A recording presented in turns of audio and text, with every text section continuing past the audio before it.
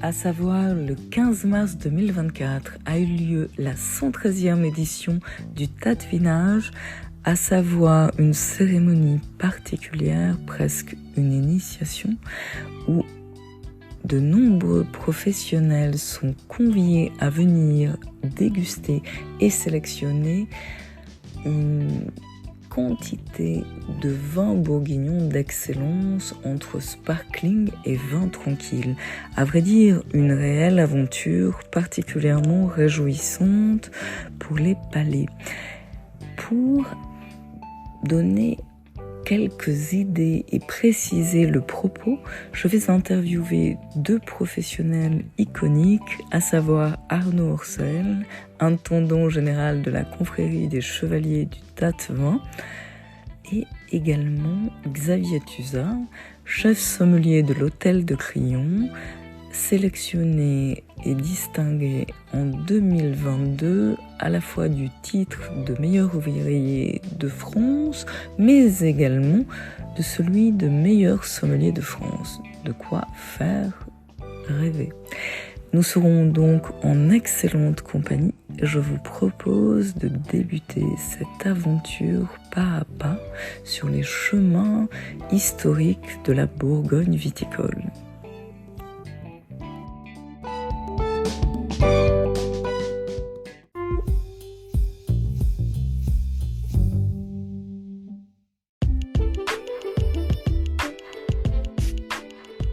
La dégustation de vin a eu lieu dans une enclave particulière.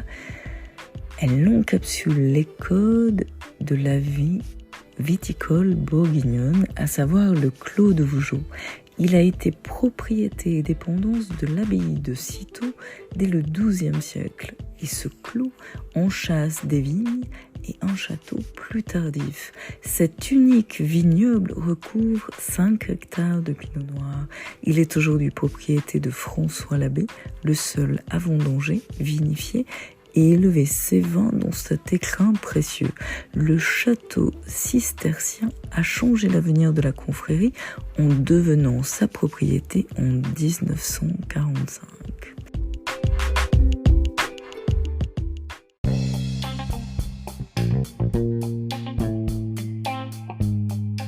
La confrérie a été créée en 1934 et elle a mis en place dès 1950 ce fameux Tatvinage, à savoir les vins concernés correspondent aux diverses régions de Bourgogne et s'aventurent même dans le Beaujolais. Une chose est assez captivante, le terme de tatvinage est en lien avec cet ustensile si particulier, le tattevin, dont l'étymologie est très précise. Elle est assemblage entre taster, à savoir goûter en ancien français, et vin. Cela est on ne peut plus explicite. Cet ustensile de métal permet l'observation et la dégustation des meilleures substances. À noter, un tattevin est donné à chaque nourrisson à l'instant de son baptême afin d'augurer pour lui le meilleur.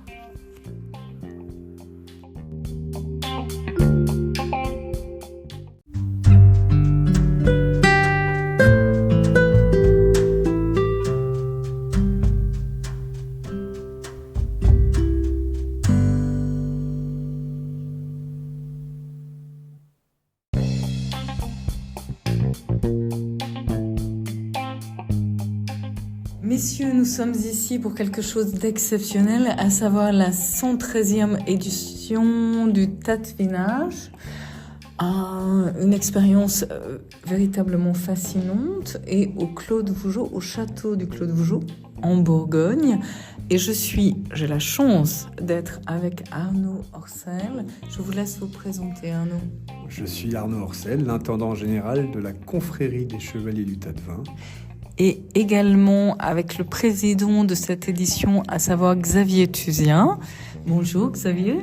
Bonjour Sophia. Vous avez été MOF, c'est-à-dire meilleur ouvrier de France en 2022 et la même année meilleur sommelier de France. Oui, absolument. Et pour petit rappel, il me semble que vous êtes né à Beaune. Je suis du Cru, absolument. Voilà, donc j'ai beaucoup de chance aujourd'hui, je suis merveilleusement entourée. L'excellence de la Bourgogne. On est pas mal. Oui. Nous aussi, hein. Nous aussi, hein. Merci monsieur. Pour vous, que représente aujourd'hui l'un et l'autre cette édition? L'avenir de la Bourgogne, incontestablement. Alors, je vais parler pour le château du Clos de Vougeot, puisque le tas de vinage existe depuis 1950. Donc, sélectionner des vins, c'est quelque chose qu'on fait de façon récurrente, à l'aveugle. Goûter un millésime, c'est passionnant. Aujourd'hui, on a la chance de goûter 2022 quasiment sur toutes les tables. C'est un millésime particulièrement intéressant parce qu'il est très précis et puis il y a des volumes importants. Donc, c'est pour ça que un label de sélection est important pour se repérer parmi la profusion de vins, d'étiquettes. La Bourgogne est complexe et variée, et donc certainement un gage d'avenir, oui. Mais là, il y avait à table aussi, je tiens à le préciser, des choses fascinantes aussi de 2021, et vous avez une ouverture d'esprit, à savoir, vous allez du sparkling au vin tranquille. En fait, la Bourgogne est variée. Ça va des appellations régionales, communales, premier cru et grand cru. Évidemment, les créments de Bourgogne qui représentent quand même 10% de la production en Bourgogne. Donc, c'est normal qu'on goûte l'ensemble de ces vins. Et on pousse même le label jusqu'au cru du Beaujolais, qu'on fait reconnaître, les Fleury, les Morgons, Moulin à Vent et autres, qui sont tout à fait intéressants à déguster et qui peuvent donner des surprises formidables. Vous ouvrez les tentations, en quelque sorte. On essaye en tout cas d'ouvrir les papilles. Je crois que vous avez réussi, il me semble, à chaque édition. Xavier, si je puis me permettre, autant qu'il me semble, au niveau de l'hôtel de Crillon, vous êtes chef sommelier depuis pas mal d'années, vous défendez évidemment la Bourgogne. Oui, évidemment, ça reste mon fer de lance et mes origines, et surtout un terroir que j'ai envie de transmettre aux convives. Et effectivement, cet exercice, je dirais, du tas de vinage permet de mettre en avant les talents de la Bourgogne, capturés sur un millésime. En l'occurrence 2022, et comme tu l'évoquais, avec parcimonie, quelques éclats sur 2021 remarquables. Donc effectivement, le tas de vinage reste un label que le grand public considère comme étant la référence de la Bourgogne. Donc il était important pour nous de choisir des vins en adéquation à la réputation du tas de vinage. Alors, au niveau de l'hôtel de Crillon, quel est en définitive, vous avez de la clientèle internationale de toute évidence, de la clientèle française également. Oui. En définitive, quels sont les plus addicts, si l'on peut employer ce terme?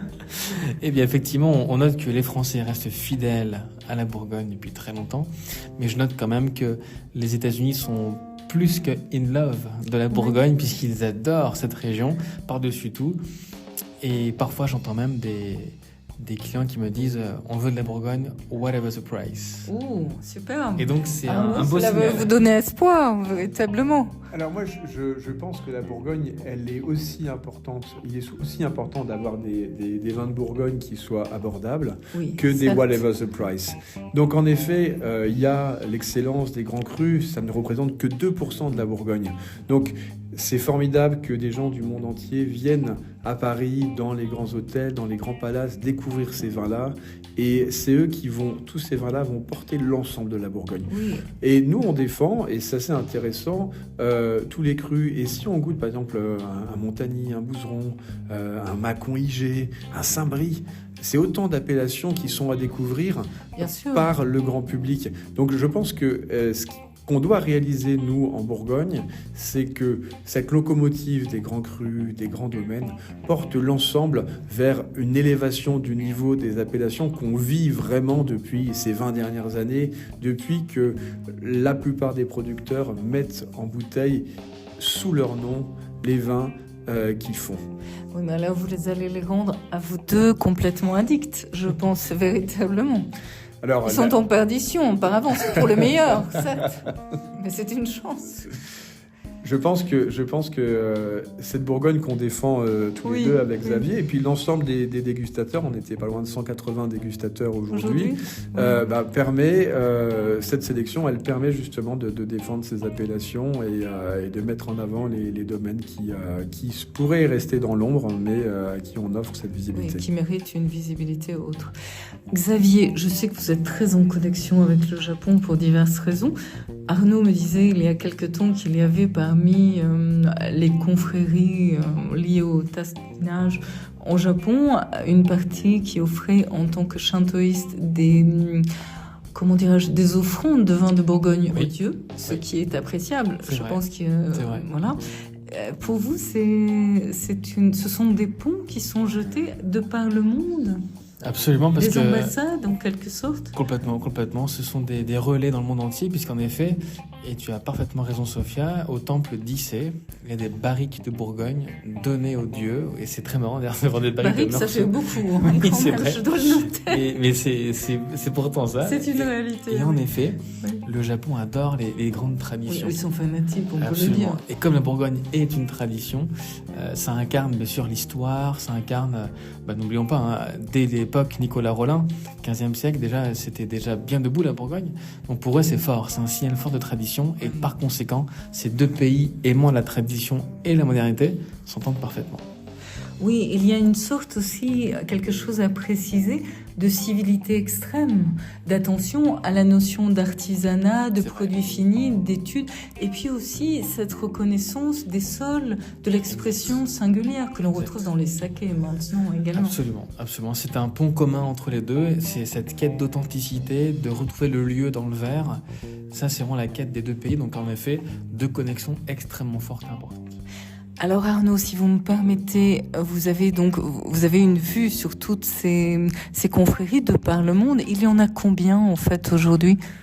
Alors au niveau de la confrérie Chevalier Tatevin, nous avons ce qu'on appelle des commanderies, des sous-commanderies qui sont établies à travers le monde. Nous avons à peu près 80 antennes dans le monde. On ouvre d'ailleurs début avril une antenne à Bangkok et une à New Delhi. On a ouvert, j'étais à Séoul en décembre, on a ouvert une antenne à Séoul. Partout, dans ces pays-là, on ne s'y attend pas forcément, mais on trouve des grands vins de Bourgogne. Et c'est l'expression, on va dire, de la demande des amateurs qui veulent découvrir, qui veulent appartenir. Et le fait, évidemment, de devenir chevalier du Tatevin leur donne ce sentiment d'appartenance, d'avoir une pierre. Parmi les 12 000 pierres de ce château, on a 12 mimans à travers le monde. Et en faisant partie de la confrérie du Tatevin, ils ont certainement ce sentiment d'appartenance, de ce lien vers les climats du vignoble de Bourgogne, qui sont à la fois complexes mais passionnants. Alors en définitive, en trame, on retrouve, évidemment c'est plus qu'un engouement quelque part, c'est, vous le disiez, une notion d'appartenance, et cela est très fort, mais on trouve juste en arrière-plan tous ces moines qui ont en quelque sorte établi ces cartes particulières des climats aujourd'hui reconnus évidemment et préservés en Bourgogne. Aujourd'hui, là, on est dans le Saint des Saints au château du Clos de Vougeot. Dès le XIIe siècle, sitôt c'est 1098, en 1115, on commence à planter de la vigne ici.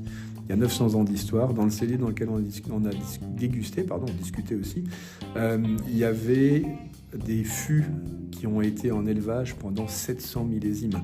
Il faut imaginer l'histoire qu'on a ici. Il y a vraiment des vibrations qui sont importantes. Et quand on visite le château du Clos de Vougeot, quand on voit les pressoirs qui ont donné presque 500 millésimes de vin de Bourgogne, de Clos de Vougeot, ici au château du Clos de Vougeot, pendant presque 80 ans, au 19e siècle, on a vinifié aussi bien des Clos de Vougeot que des Échezeaux. Le propriétaire du château est également propriétaire de la Romanée Conti. On est vraiment dans l'excellence. Et donc, les moines ont posé les bases. Aujourd'hui, ils font du fromage. C'est très bon, fromage de Cîteaux. Oui, c'est bien aussi, on peut faire des accords. On peut faire des accords. Mais nous soutenons évidemment la communauté, notamment à travers un bâtiment qui est toujours existant, qui s'appelle le Définitoire, pour lequel on fait des œuvres de charité pour les aider à restaurer leur patrimoine. Oui, ils ont été des acteurs incroyables dans cette période du Moyen-Âge. ils ont été des acteurs incroyables Ils ont impulsé, de en quelque développement. sorte. Et aussi la puissance de Cîteaux, il faut imaginer, il y avait plus de 1000 abbayes qui dépendaient de Cîteaux. Qui rayonnaient à de par le travers monde, un peu comme vos confréries. Un peu comme nos antennes à travers le monde. Et donc, oui, il y a cette notion j'allais dire, de filiation entre Cîteaux et les différentes filles de Cîteaux, et un petit peu entre le Clos Vougeot et les différentes antennes qu'on a à travers le monde. Xavier, que cela vous donne-t-il en perspective? Vous êtes un natif de la région, vous êtes attentif à ces liquides en excellence. Pour vous, vous avez envie de mettre l'accent sur quelle partie de cette expérience aujourd'hui? L'héritage est surtout montrer qu'on n'a rien inventé. Et que, comme on l'évoquait, la Bourgogne, c'est 900 ans d'histoire, 1115, c'est historique, et qu'on doit perpétuer ce que les anciennes générations ont construite. Lorsqu'on entend que des pressoirs ont accueilli 500 millésimes. Oui, nous en avons, on a aperçu un absolument ensemble tout à l'heure. C'est spectaculaire. Nous, véritablement, avec une grande machinerie quelque part. C'est ça, tu as raison, et c'est surtout l'humilité qu'on doit avoir face à ça, parce que nous, une vie humaine, c'est 80 ans, eux, c'est 500 millésimes, on n'est rien du tout. C'est presque l'éternité. Complètement deux passages, et bien se remémorer que l'image qu'on capte aujourd'hui, finalement, n'est qu'un élément d'une histoire immensément grande. Et évidemment, c'est de montrer aux yeux du monde que c'est pas pour rien que on a 900 ans d'histoire entre la création, les moines de Cîteaux qui hiérarchisent la Bourgogne à l'œil. Et ce qui est fascinant, c'est de voir que leur hiérarchisation de l'époque est quasiment inchangée aujourd'hui, et qu'ils avaient déjà vu juste il y a 9 siècles auparavant. Alors, c'est fascinant. Messieurs, on peut envisager cela comme de l'empirisme ou une étude paramaniaque de la nature au-delà des possibles qui nous dépasse aujourd'hui? Je vous laisse. Je suis d'abord, je vous vois toi, l'un et l'autre. On a tous les éléments pour répondre. Oui, voilà, je partage votre avis. Il faudrait demander à Don Goblet, qui était le dernier moine célérier de Cîteaux, qui en 1789 a quitté le château et l'abbaye en emportant quelques bonnes bouteilles, et qu'on a toujours, si vous venez visiter le château, en hologramme qui apparaît sur le lieu. Exactement, un peu fantomatique, il apparaît sur le pressoir, et il raconte l'histoire justement des moines convers qui étaient les moines qui venaient ici, les frères convers, pour travailler la vigne et justement comprendre le sol. Oui, et s'aimer de par le monde, quelque peu. Donc, en définitive, pour tous les deux, vous espérez le meilleur. Je partage votre point de vue. Chacun à votre manière, comment vous comptez pour, avant la prochaine édition de septembre, par exemple, relayer en tant que prescripteur, avec vos diverses aptitudes, cette entité exceptionnelle de Bourgogne et sa diversité, parce que il faut le dire, il y a de nouvelles, des appellations qui prennent le pas, comme par exemple au sud de la Bourgogne, comme Mâcon-Crozy, Saint-Véran, et avec des élaborations autres. Je me souviens Nicolas Rossignol avec des One Globe, ces bulles de verre si fascinantes. Il y a les œufs, en béton. Donc ce sont des choses, il y a une réelle évolution, il y a des émergences, des palpitations gustatives autres. C'est explorer le monde des possibles. En effet, les grands crus, c'est 2% de la Bourgogne. Parfois, sur un millésime capricieux, c'est 1,5%. Mais en effet, c'est d'explorer les appellations que j'appellerais canailles de la Bourgogne. Oh, tout de suite, cela devient trépidant. Et oui, et j'adore, parce qu'effectivement, goûter un ladois blanc, on connaît bien Pernod Argelès, on connaît bien Alos Corton, mais ladois, qui est juste à côté, on n'en parle pas. Et sur la carte de restaurant de vin au verre, ça, Sophia, c'est vin au verre, en prescription globale. C'est très important. Ça, c'est intéressant. L'initiation avant tout. Exactement. Donc, pour moi, le challenge, si tu me poses la question, c'est focus sur ces appellations-là. Canaille, Saint-Romain, Ladois, aller chercher aussi Marsanais complètement, oui, et qui sont prises entre des gens médiatiques juste à côté. Je pense, alors Moret-Sanier, mieux maintenant, mais longtemps pris entre deux gens médiatiques, Gevrey, Chambol, Musigny. Et ben Moret, c'est le trésor caché de la Bourgogne, et c'est de révéler ces appellations-là aux yeux du monde. C'est notre travail. Oui, je pense que c'est palpitant. Il devrait y avoir beaucoup plus d'addicts vers l'hôtel de Crillon. Arnaud, je vous écoute. Je suis complètement d'accord avec Xavier. Ces appellations satellitaires qui sont, on va dire, sur la carte depuis toujours, mais qui, je dirais, historiquement ont été un petit peu cachées. Je pense à un Montely également. Montely au Cédurès, même au niveau des vins de la côte chalonnaise, il y a des choses qui sont vraiment super, des appellations qui sont montantes. Voilà, nous, le travail du tas de vinage, c'est d'apporter cette connaissance-là et dès mardi, quand on aura établi la liste, eh bien, nous, on se mettra aux achats. On consomme 25 000 bouteilles de vin par an au château du Clos de Vougeot. Finalement, cela paraît peu, en définitive, avec de tels trésors. Voilà, mais on va remplir les caves et puis pour le plus gros bonheur des participants à nos festivités. Je rejoins tout à fait Xavier sur le Ladois blanc. On en a servi au dîner de la Saint-Vincent tournante en hommage à la future Saint-Vincent qui va être à Ladois l'an prochain, fin janvier. Et donc ce vin-là, il était extrêmement bon, extrêmement raffiné. On est sur le pied de la colline de Gorton, sur des veines qui sont tout à fait intéressantes. Et ça reste des vins, je pense aussi au Chorey-les-Beaunes, par exemple, qui peuvent être des vins de dégustation et qu'on a plus de facilité à ouvrir, aussi bien que des grands crus qu'on garde évidemment pour les grandes occasions. Donc il y a une Bourgogne pour chaque jour. Oui, en définitive, nous avons de la chance que là démarrent les grands jours de Bourgogne pour une nouvelle édition et des choses évidemment fascinantes. Et donc l'enthousiasme doit régner et je pense aussi à votre fabuleuse perception des œufs en meurette. Là, ce sera autre chose. Il faudra en l'évoquer autrement. Je crois que vous êtes en excellence sur le sujet également. Un autre danger. Voilà. Merci à vous, messieurs. Ça a été un plaisir. Merci.